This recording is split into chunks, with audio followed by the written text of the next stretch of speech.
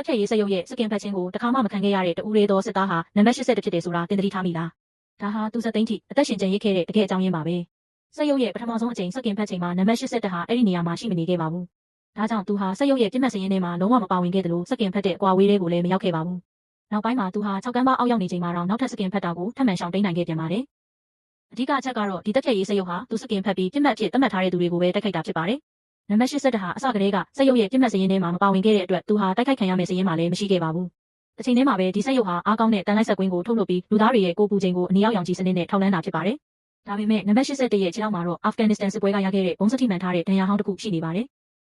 အဲ့ဒီတတုစတွေကစက်ရုပ်ရဲ့တန်လိုက်နဲ့ထောက်လှမ်းတဲ့စနစ်ကိုအနှောက်အယှက်ဖြစ်စေခဲ့တာပါဒါအပြင်သူဟာအဖွဲ့ခေါင်းဆောင်တယောက်အနေနဲ့စိတ်လှုပ်ရှားမှုအမြဲမြင့်မားနေတာကြောင့်ကိုယ်ပူချိန်နဲ့ရုပ်ပိုင်းဆိုင်ရာတုံ့ပြန်မှုတွေကပုံမှန်မဟုတ်ပဲဖြစ်နေတတ်ပါတယ်ဒါကြောင့်သူ့ရဲ့အပူချိန်လက္ခဏာဟာစက်ရုပ်ထောက်လှမ်းဖို့ဒီဇိုင်းထုတ်ထားတဲ့ပုံမှန်လူသားတယောက်ရဲ့ပုံစံနဲ့ကိုက်ညီမှုမရှိတာဖြစ်နိုင်ပါတယ်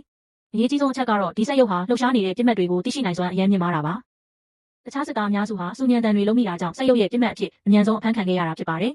ဒါပေမဲ့နံပါတ်80ကတော့အထူးတက်ပွဲဝင်တင်တန်းဆင်းထားသူဖြစ်လို့အချိန်ကြာကြီးမလုံးမရှက်နေနိုင်ုံတင်မကပဲအသက်ရှူခြင်းကိုပါခဏတာထိန်းထားနိုင်ပါတယ်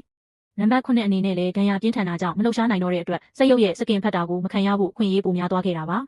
ဒီအချက်တွေကြောင့်ပဲနံပါတ်81နဲ့နံပါတ်9တို့ဟာစက်သိန်းပိုင်းအထိအသက်ရှင်နိုင်ခဲ့ကြတာဖြစ်ပါတယ်